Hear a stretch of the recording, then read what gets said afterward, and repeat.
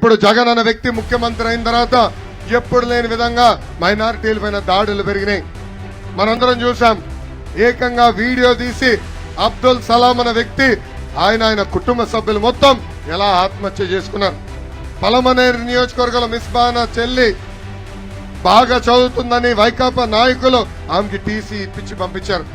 అది తట్టుకోలేక మిస్బా ఎలా ఆత్మహత్య చేసుకుందో మనందరం చూసాం. నర్సరావుపేట నియోజకవర్గంలో ఇబ్రాహీం అనే వ్యక్తి ఏకంగా అక్కడ ఉన్న మైనారిటీ భూముల గురించి పోరాడారు.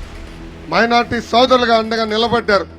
అది ఓర్చుకోలేక అక్కడ ఉన్న వైకాపా ఎమ్మెల్యే నడి వీధిలో ఎలా చంపేశారో మనందరం చూసాం. అందుకే మైనారిటీ సోదరులు తెలుపుతున్నా, దయచేసి జగన్ చెప్పే మాయ మాటలు నమ్మద్దండి. నాడు నేడు ఎప్పుడు మైనారిటీ సోదరుల అభివృద్ధికి నిలబడింది తెలుగుదేశం పార్టీ.